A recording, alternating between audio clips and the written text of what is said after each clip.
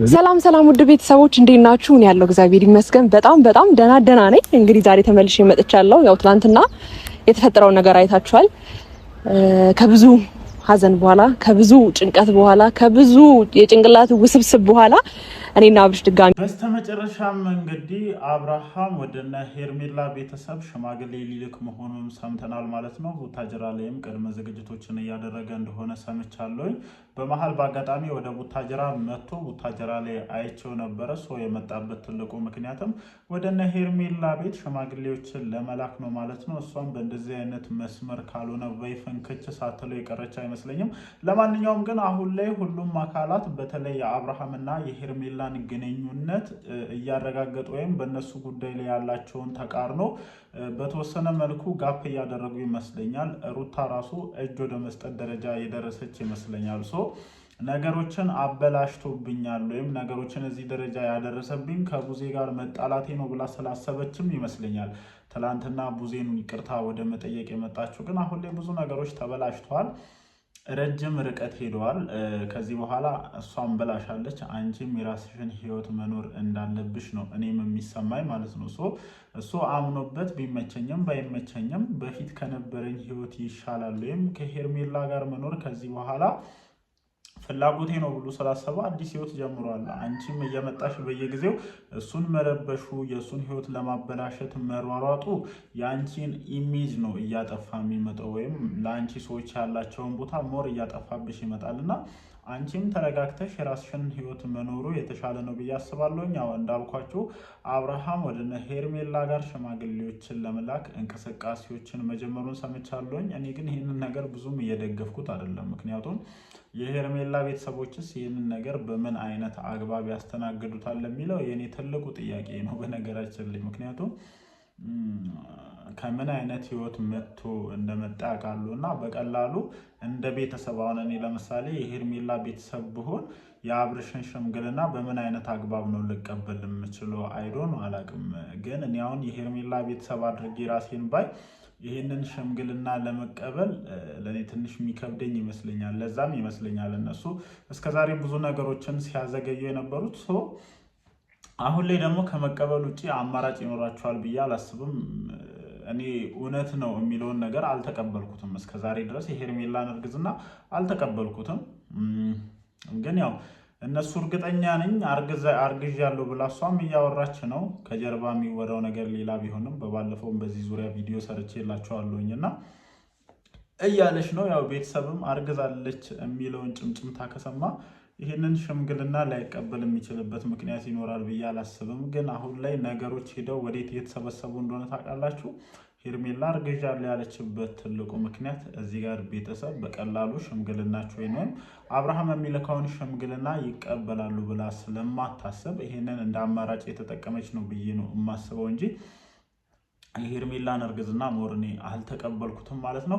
ለማንኛውም በሰማናቸው ጉዳዮች ላይ ሰፋ ባለ ሁኔታ ሀሳባችንን እየሰጠን ከእናንተ ጋር እንቆያለን ማለት ነው። ሰላም እንዴት ናችሁ የኔ ተወዳጅ ቤተሰቦች? ደህና ናችሁ ወይ? አለን እግዚአብሔር የተመሰገነ ይሁን። ዛሬም እንግዲህ በሰማናቸው አንዳንድ ጉዳዮች ላይ ሀሳባችንን ለመስጠት መተናል ማለት ነው። ያው ትናንትና ምሽት በተለቀቁ ቪዲዮዎች ዙሪያ ላይ ሀሳባችንን አልሰጠንም ነበረ። ሩታ ብዙዬን ይቅርታ ጠይቃለች ከረፈደ።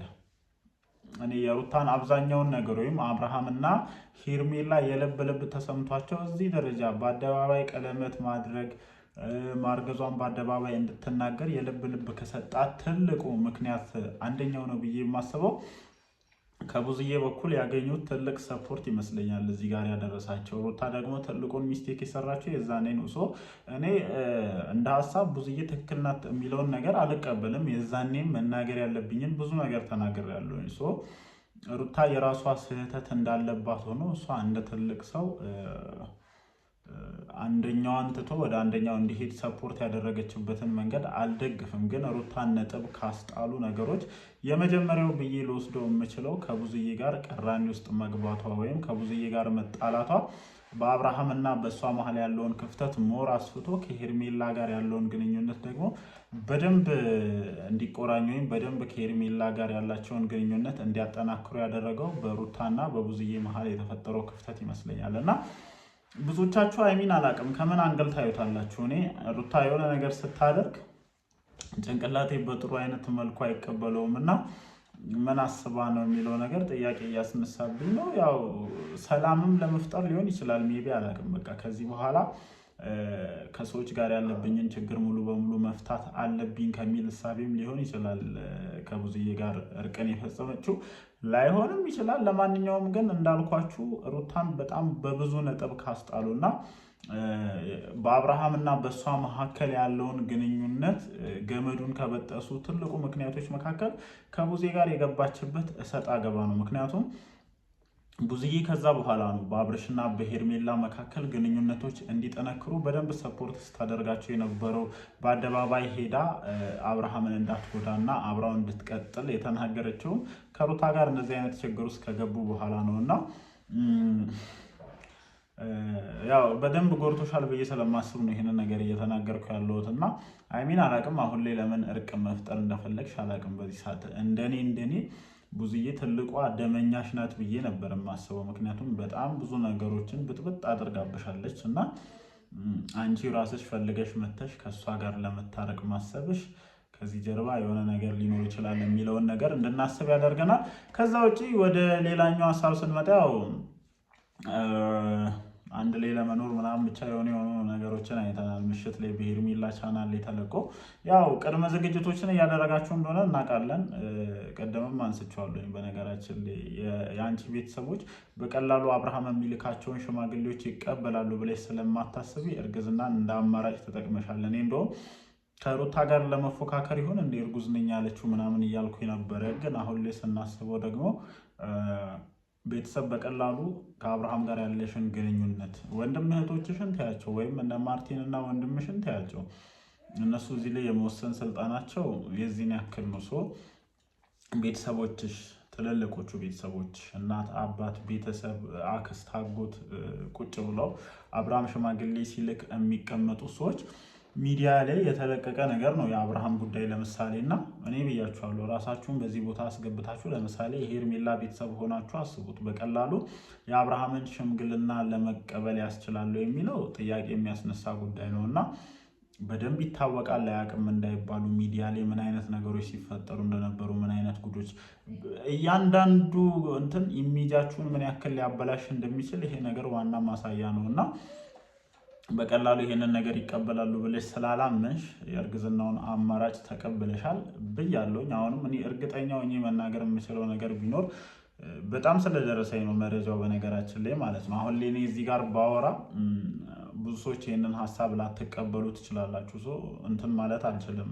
እናንተም በራሳችሁ እንትን ሂዱ። እኔም ግን ይሄ ነገር ልክ እንዳልሆነና እስካሁን ምንም የተፈጠረ ነገር እንደሌለ ስለማቅ ይሄንን ነገር እጸናበታለሁ። በኋላ ላይ ያው እየገፋ የሚመጣ ነገር ስለሆነ ውጤቱን አብረን እናያለን። የሩታም ተመሳሳይ አይነት ነገር ስለነበር እና ለምንድን ነው ይሄንን ነገር ማድረግ የፈለጋችሁ ካላችሁ ያው ቤተሰብ አንድ ያረግዛለች ምንም ማድረግ አንችልም ብሎ እንዲሸነፍና የአብርሃምን ሽምግልና እንዲቀበል ይመስለኛል። ቀደም በመግቢያ እንደነገርኳችሁ እሱም ከሽምግልናው ጋር ያሉ ጉዳዮችን ለመጨረስ ይመስለኛል ከሰሞኑ ቡታጅራ ውስጥ አይቼው ነበርና እንደዚህ አይነት ጉዳዮችን ለመጨረስ ይመስለኛል ማለት ነው። ለማንኛውም እኔ ሳያችሁ ያላችሁ ፍቅር ያላችሁ መተሳሰብ በዚሁ የሚቀጥል ከሆነ ያው ምንም ስህተት ቢሆን የእናንተ መገናኘት በማዕከላችሁ ያለው ፍቅር ደግሞ እነዚህን ስህተቶች እንትን ውስጥ እንዳይገቡ ያደርጋልና ያዘልቅላችሁ፣ ጥሩ ህይወትን ይስጣችሁ። አንተም ከመጀመሪያው ህይወት ተምረህ ከዚህ በኋላ ጥሩ ትዳር ሊኖርህ እንደሚችል ተስፋ አደርጋለሁ። የሚፈጠሩ ነገሮችን ደግሞ አብረን ለማየት እንሞክራለን ማለት ነው። እናንተስ ጋይስ ከዚህ ጋር ተያይዞ ምን ሀሳብ አላችሁ? እንደተለመደው ሀሳባችሁን ኮመንት ሴክሽናችን ላይ ማስፈራችሁን አትርሱ። ምሽት ላይ ቪዲዮዎች ሲለቀቁ እንደተለመደው መተን ሀሳባችንን እንሰጣለን። ያው ጠፋ እያለን ነው። ከዚህ በኋላ በሰፊው እንመጣበታለን ማለት ነው። ወዳችኋለሁ። ይመቻችሁ።